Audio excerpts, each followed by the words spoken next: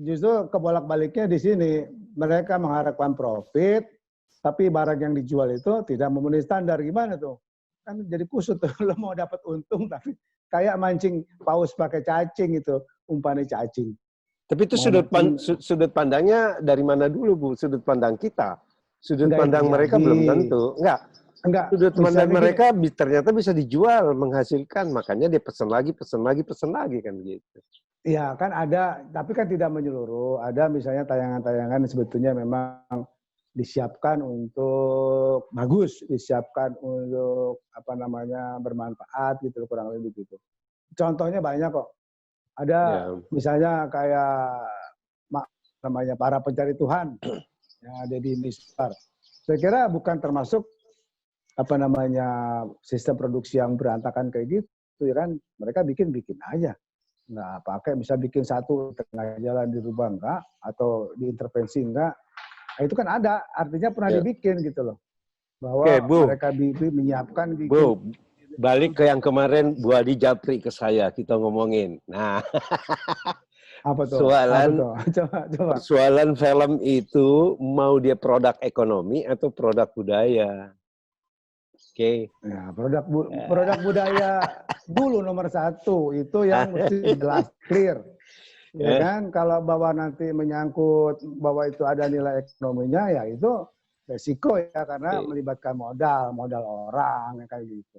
Tapi yang utama itu produk budaya, dan itu mesti jadi regulasi loh Pak Gun. Produk budaya titik, ya kan yang diutamakan. Undang-undang sudah bunyinya seperti itu. Tapi itu kenapa tidak jalan kan gitu kan persoalannya. Nah, itu ya kan. Film itu nilai biayanya kan cukup besar. Kalau kita ngomongin soal budaya saja di film, maka itu tidak akan ada yang mau produksi. Ya bukan juga begitu cara berpikirnya. Artinya kalau lo memang profit oriented itu bisa menghalalkan segala cara, yang penting untung, kan begitu prinsip ekonomi. Bikin semurah-murahnya, jual semahal-mahalnya. Ya. Jadi gini Bu, kalau menurut saya nih, bahwa kalau pilihannya adalah itu produk budaya, maka tidak pemerintah itu harus full. Iya dong. Nah, itu kuncinya. Kalau enggak mungkin. Sebenarnya itu bisa kalau misalnya kita di PFN itu dihidupkan. PFN, TVRI ya. TVRI kalau di TV-nya. Kalau di TV-nya iya, tapi kan agak repot juga gitu ya. Kalau misalnya itu sekarang kita bicara masalah apa? Film yang mana gitu? Film yang Enggak, arti gini, yang kita sebenarnya kan iya dong, semuanya dong. Kan? Artinya media ya. Artinya bahwa media itu dipergunakan atau dimanfaatkan sebagai diplomasi budaya atau untuk ujung tombak kebudayaan atau pertahanan terakhir daripada kebudayaan. Itu kan maunya itu pemerintah, maunya pemerintah ya kan, bukan pemerintah, artinya maunya yang ideal. Ya maksudnya, misalnya kita lihat kan gitu. Kenapa nggak dijalankan gitu? Nggak tahu. Karena nanti kalau ada regulasi itu nanti menyangkutnya masalah tema-tema apa aja sih yang pantas dibuat gitu kan, berkaitan dengan keinginan itu bahwa menjadi budaya. Ya. Terus juga nanti menyangkut kemudahan-kemudahan. Misalnya hal-hal peralatan apapun atau aturan apapun yang menyangkut film itu dimudahkan atau disederhanakan misalnya. Kalau itu kan udah jalan, insentif itu sebetulnya udah jalan. Cuman permasalahannya mau itu dimudahkan, tetapi kalau itu diproduksi oleh orang-orang yang orientasinya memang bisnis itu nggak jalan, Bu.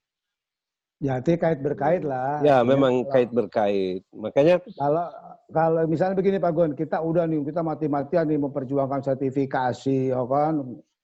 Baratnya kita melatih prajurit lah buat jadi prajurit yang tahu ini. Kalau medan perangnya nggak membutuhkan itu bagaimana? Nah, persoalan kita Bu sekarang ini adalah yang tidak kita miliki adalah entrepreneur film. Iya, benar. Itu yang nggak ada. Ya siapa tuh yang wajib tuh? Atau yang itu. Iya. Tidak ada yang gini loh. Artinya, Makanya kalau menurut saya KPI-nya itu harusnya ekonomi kreatif. Itu yang paling sangat bersentuhan. Ekonomi kreatif ini kan adalah bagaimana memberi nilai tambah ekonomi terhadap produk-produk kesenian budaya, kan gitu. Ya kan? Nah, kita sebagai pekerja film, yang art film gitu, ya bikin aja, jangan mikirin jualannya, ada yang mikirin. Nah, yang mikirinnya ini belum ada orangnya. gitu Itu ya. persoalan. Ya kan? Persoalannya kan begitu. Apa nggak bisa dididik tuh? Nah, ini sebetulnya, ini kan kita punya 2 kementerian nih yang mengurusi film. Ada Kemenparekraf, punya direktur film. Ya kan, ada Kemendikbud punya direktur film juga. Ini kan antara hilir sama hulu. Nah, cuman ini yang, nah mungkin ini tugas kita nih sebagai stakeholder untuk bagaimana sih mereka mempertemukan mereka gitu lah. Artinya, ya mediator ya tolong dong Kemenparekraf memang dihilir, ya ciptakan entrepreneur film, kan gitu. Nah, terus Kemendikbud, tolong dong yang memang berpegang kepada undang-undang tentang budaya, ya ciptakan SDM-SDM yang punya frame memang budaya gitu lah, Om Jos. Kan gini, kita ini pengalaman kita nih Om Jos, saya merasakan bahwa apapun yang kita lakukan, karena memang kita dari awal dikenalkan tentang bagaimana membuat film dengan frame seperti apa yang ada di Sanggar, maka kita nggak bisa jauh-jauh dari situ. Ya. Benar kan? Iya, nah ini harusnya Kementerian Kebudayaan yang menciptakan SDM ini. Artinya ada 2. 1, SDM kompetensi secara teknis, dia diberi penguasaan di situ. Kedua, frame-nya. Gitu. Nah, yang menjual orangnya beda. Nah, itu urusan Kemenparekraf. Harusnya sih, kalau saya berpikirnya kemarin itu sedikit begitu, karena kalau kita ngomongin budaya, ini nggak jalan nih. Jadi memang harusnya ekonomi kreatif gitu. Karena ekonomi kreatif karena ada persoalan di kita kan nih kadang-kadang. Di lain pihak, kita sangat mengejar yang namanya profit, duit, apa segala macam. Di lain pihak, kita mau dianggap seniman. Ya kan? Sementara kita tidak punya kemampuan menjual. Kan gitu. Ada istilahnya tuh, kita ini sebetulnya PSK. PSK apa itu, Bu? Pekerja seni komersial. Pekerja seni komersial. Itu udah paling pas tuh istilahnya tuh. PSK. Nggak salah juga. Dengan dia, itu kan perlu germonya juga. Pemasaran juga ya. KPI-nya itu adalah industri film Indonesia, itu ekonomi kreatif. Nah, sehingga konten film Indonesia itu dipikirkan oleh Kemendikbud. Oke? Tenaga kerja perfilman dipikirkan oleh Kemenaker, sehingga menyangkut perlindungan, apa segala macam kan. Terus nilai ekonominya dari mana? Kemenparekraf yang memikirkan. Di mana melibatkan Kadin sama Kementerian Perindustrian. Ini yang tidak pernah dilibatkan. Kita ngomongin industri film, Kementerian Perindustrian tidak pernah dilibatkan. Ya kan? Katanya kan belum jadi industri kan gitu. Nah itu dia. Jadi kalau memang belum, nggak usah ngomong industri. UKM. Bukan. Kalau nilai biaya produksi, cost produksi itu, kita udah ngelebihin pabrik apa loh. Coba aja hitung. Orang bikin serial, satu serial itu kan minimal 100 juta atau lebih dari itu. Makanya udah ratusan. Pelakunya aja bisa apa namanya. Makanya kalau Kamar Dagang sama Kementerian Perindustrian tidak dilibatkan, ya jangan pernah mimpi. Ini konsepnya udah bagus sebetulnya. Coba dilaksanakan kan ini? Bukan, ini gue yang bikin kemarin. Iya, artinya kan dilontarkan. Untuk sebagai dasar konsep untuk buat RIPN. Rancangan induknya supaya menjadi pegangan ke semua gitu. Jadi KPI-nya itu sebetulnya paling, menurut saya sih, saya nggak tahu, ini juga perlu kajian lagi sih. Tapi secara analisa gitu, saya menganalisis itu ya pengalaman sebelumnya film ada di kebudayaan nggak jalan. Kenapa? Itu bisa jalan kan, Bu Adi ngomongin Prancis bisa. Iya bisa, tetapi kan concern betul. Seluruh pajak tontonan itu diberikan ke CNC, kayak semacam BPI, dia yang mengelola uang-uang pajak tontonan itu untuk pengembangan perfilman mereka. Mereka makanya nggak pusing. Kan gitu. Iya. Tapi kita kan nggak jalan itu gitu loh. Nah itu bisa jalan kalau memang itu menjadi satu polisi daripada pemerintah. Kalau enggak ya nggak bisa lah. Gitu loh. Nah ini pemikiran dasar yang mungkin kalau pertanyaan Bu Adi kemarin itu seperti itu ya ini mungkin perlu kita dorong gitu. Iya, ini harus diinisiasi nih Pak Gun. Bagus ini. Karena seperti biasanya lah terjadi di setiap di setiap lini bahwa kayaknya dari masing-masing kementerian itu nggak ada komunikasi ke sana ya kan. Bikin aturan sendiri, kadang-kadang bertentangan atau kontra atau paradoks kan begitu. Ya, dan goal ya karena golnya berbeda-beda sih ya. Golnya berbeda-beda. Ya itu makanya perlu ada rancangan induknya, golnya samain gitu lah. Iya itu dia. Sehingga bisa berbagi tugas. Sekarang kan karena golnya beda-beda, kadang-kadang overlap kegiatannya. Ya, itu kan juga merugikan rakyat. Iya dong. Nah itu boleh protes tuh, bikin program tapi nggak nyambung semua. Kayak masing-masing kementerian. Iya, sebetulnya kan kayak gitu. Kalau dia konsen ke posnya masing-masing, ini akan bisa sehat gitu. Ya, uang negara, uang rakyat juga dipakai efektif gitu. Gitu. Sebenarnya ada satu lagi yang mesti dilibatkan lagi yaitu BUMN. Itu juga Jas. BUMN sebagai akselerator. Iya. Gitu harusnya akselerator daripada SDM yang sudah diciptakan. Iya. Benar. Itu betul, Jas. Betul. Nah, makanya penting juga makanya perlu juga memposisikan perfilman ini, masyarakat perfilman dan ini ya apa namanya esensi substansinya supaya dianggap penting, itu diposisikan penting dan dianggap penting, dianggap juga punya peluang untuk menguntungkan dari segi bisnis ya. Itu harus terus Ya kalau lihat dari secara ekonomi, kalau mau lihat film sekarang secara ekonomi itu cuma 0,0 sekian %, kecil sekali. Padahal sebetulnya nilainya lebih besar dari itu dong. Karena yang dihitung itu hanya bioskop. Nah, kan persoalan juga gitu loh. Jadi yang paling besar, yang besar di TV banyak di TV 10.000 jam per tahun butuhnya. Nah, loh. Belum OTT gitu. Nah, ini kan harusnya dihitung gitu loh. Ini kan perlu kajian. Ya kan untuk menyusun harus dikaji lagi lah. Tapi paling tidak jalan pikirannya ini dulu, atau mungkin ada jalan pikiran berbeda, tapi paling tidak ini dulu deh. Ini disepakati, maka inisiatornya harusnya Kemenparekraf kan gitu, Gus. Iya, di mapping dulu ya. Iya, di mapping dulu. Nah itu kan sebetulnya kita lakukan di SKKNI, mapping dulu persoalan baru bisa jalan. Kalau enggak amburadul juga gitu, toto ke ujung aja gitu kan. Tersesat karena nggak ada mapping gitu. Nah ini mappingnya seperti itu. Ini dulu yang harus mungkin di FGD-kan.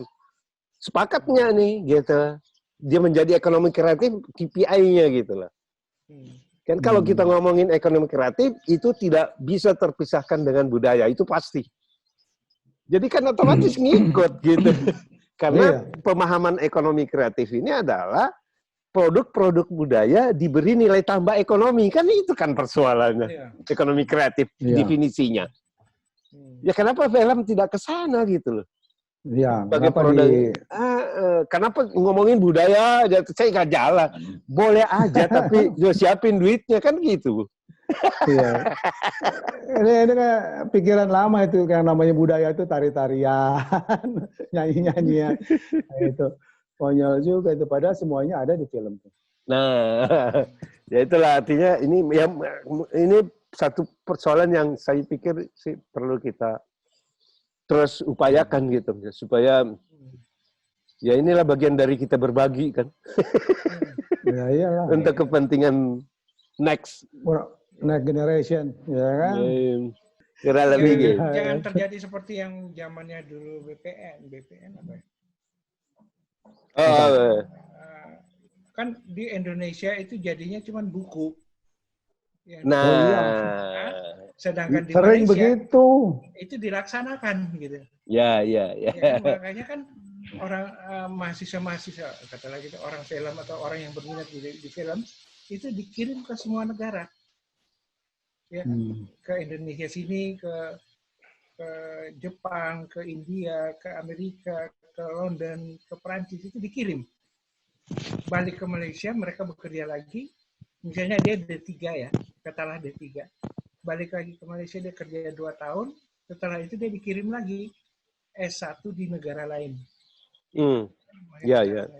Dia balik lagi ke Malaysia, selesai S1, dia balik lagi, dia kerja lagi. Setelah itu dikirim lagi ke negara yang lain lagi. Untuk langsung diaplikasikan ya? Iya, ya.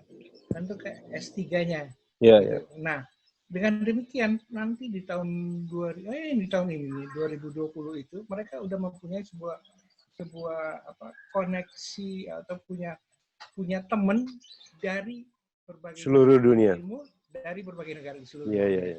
Itu udah kebijakan kan? Kebijakan dari kerajaan itu begitu. Padahal bahan itu mereka dapat dari Indonesia. Gitu. Kebijakan yang diaplikasikan langsung. Kalau kita kan ada kebijakan tapi tidak diaplikasikan. Masuk laci, Pak Gun. Bikin kebijakan masuk laci. Punya ideologi disimpan P4N kalau nggak salah. Ya. Dulu. P4N. Oh, ke P4N. Ya. Apa pengamalan, Pak? Bukan pengamalan. Lupa, tapi kalau nggak salah itu P4N. Misalnya dari orang-orang yang dulu di Dewan Film, ya. Itu dikasih kok. Dewan Film Nasional. Dewan Film Nasional. Itu dikasih ke Malaysia kok. Diminta. Enggak diminta, dikasih. Bahwa kita punya kebijakan kayak gini-gini, monggo silakan. Dipakai sama dia. Dipakai sama dia. Bukan begonya, bikin capek-capek dikasih ke orang. Sementara kita nggak praktekin. Lucu, nanti bikin lagi kebijakan-kebijakan. Ada dikirim ya, tapi yang dikirim itu adalah pegawai negeri sipil gitu. Ya. Di sekolah film di luar negeri, tapi mereka kan nggak betah. Minta pulang lagi gitu. Ya, pastinya lah. Bukan itu sebenarnya gitu. Nalurinya bukan ke situ. Iya, gitu. Banyak juga yang dapat beasiswa pulang nggak ngapa-ngapain juga banyak. Gitu. Di film ya, terutama di film. Karena tidak diatur ya, atau tidak dirancang yang benar gitu. Padahal mestinya itu. Dan saya kira mungkin sekarang juga kalau misalnya pemerintah mau atau Parekraf atau Dikbud mau, itu bisa dilaksanakan sekarang gitu. Dengan target misalnya 10 tahun lagi akan jadi apa gitu. Orang-orang yang disekolahkan ke luar negeri itu balik lagi, mereka harus bikin apa. Gitu kan bisa. Gitu. Kalau sebetulnya makanya itu juga perlu disampaikan kali ya ke Kemendikbud. Kemendikbud kan ada program beasiswa. Nggak jelas gitu ininya, harusnya kan didesain seperti yang Om Jos bilang. Bahwa memang ada jangka panjangnya gitu loh. Ini hanya menjadi program biasa. Yang paling penting bisa menyalurkan. Nah ini kan juga persoalan juga. Ya, itu yang terjadi di guru-guru SMK yang belajar di Cina kan. Iya. Baliknya apa gitu? Baliknya ngapain? Gitu. Makanya baliknya pamer foto. Ya KPI-nya nggak jelas. Harusnya itu yang kayak gitu-gitu tuh. Ya makanya nggak boleh lagi. Iya sih. Harusnya sih Bu. Iyalah. Itu kita bertahun-tahun, puluhan tahun. Kita sekarang sudah nggak bisa menghindar pajak, harus bayar kan? Makanya. Pajak. Tapi digunakan tidak efektif gitu kan, dan tidak bisa dipertanggungjawabkan. Tapi ya karena sistem ya. Ya seperti yang tadi yang saya kasih lihat itu, ya mungkin perlu pertama kali yang harus dilakukan adalah menyepakati KPI-nya dulu itu. Nah, baru kita bisa mengurai kan. Untuk mencapai ini persoalan di SDM kayak apa? Persoalan di konten kayak apa? Ya kan, persoalan di hilirnya yang menjualnya apakah kurang SDM. Nah, kalau kurang SDM artinya pendidikan harus mengarah ke sini nih kan gitu. Nah, sehingga ekosistemnya kan jalan. Ya kan, ada pendidikan, ada produksi, ada eksibisi, ada ini ada kan harus ekonomi. Ini ekosistem akan jalan kalau ini jelas KPI-nya gitu. Ya udah, ayo. Gitu. Jadi artinya selangkah lagi maju dari SKKNI menyiapkan medan perangnya nih Pak Gun. Kan? Justru ini kan SKKNI ini infrastruktur ya. Ya. Ini induknya. Ini kan Ya, SKKNI ini adalah infrastruktur untuk kalau menjalankan ini gitu. Gitu lah. Wadahnya dibikin. Itu harusnya begitu, nyambung jadinya. Iya. Jadi ada kelanjutan. Gitu. Tapi itu perlu diuji. Nanti kita uji lagi, kita bikin FGD kan? Iya, panggil ahli-ahli. Yang mesti ada sekarang itu time schedule-nya. Ya. Itu perlu duduk sama mereka tuh nanti. Sama-sama untuk bikin time schedule-nya segitu. Ya. Kalau enggak ya cuma sebatas omongan aja gitu. Iya. Ya itu yang terjadi. Yang terjadi. Aduh, itu kan sebetulnya RPN itu harusnya tahun ini kelar. Tapi juga karena kemarin larinya ke budaya, nggak jalan juga. Kemarin tuh settingnya budaya. Karena inisiatornya adalah Kemendikbud. Ya pasti larinya ke budaya kan, nggak ngomongin ekonomi gitu. Mentok, Om Jos. Pasti mentok. Karena pasti akan yang mempersoalkan adalah stakeholder lain yang ada kaitannya dengan ekonomi kan. Mentok gitu. Wah ini nggak jalan nih. Harusnya tahun ini kelar itu RIPN. Tapi kalau itu pun RIPN-nya jalan tahun ini selesai dengan point of view dengan budaya itu pasti berat. Kita terseok-seok.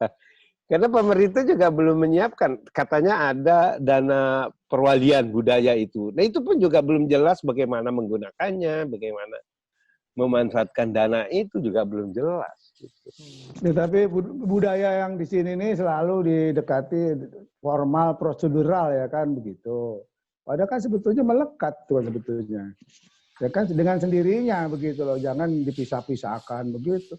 Kayak contoh lah kita ini, contohnya agak kejauhan kali. Film-filmnya Steven Spielberg itu apa nggak punya nilai budaya? Punya nilai budaya tinggi, tapi tetap laku. Tetap box office kayak gitu. Kasarnya begitulah contohnya. Itu yang saya maksud tadi Bu, mindset daripada SDM-nya yang harus dibentuk. Ya kan? Kalau mindset-nya adalah memiliki tanggung jawab terhadap setiap karyanya itu clear itu. Nah, itu kan yang harus membudayakan mindset yang benar itu adalah Kementerian Pendidikan dan Kebudayaan. Iya. Iya kan? Setuju, kalau itu setuju.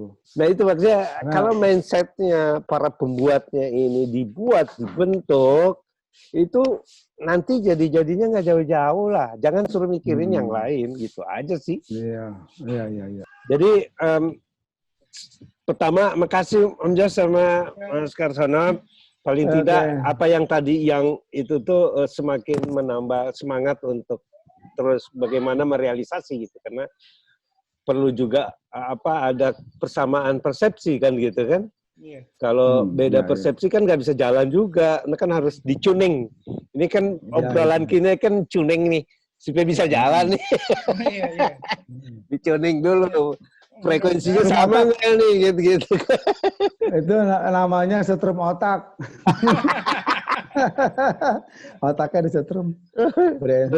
Frekuensinya disamain dulu. Nah, ini baru kita. Ya, oke deh. Makasih sama-sama Pak Gun. Oke, thank you. Makasih banyak Om Jos.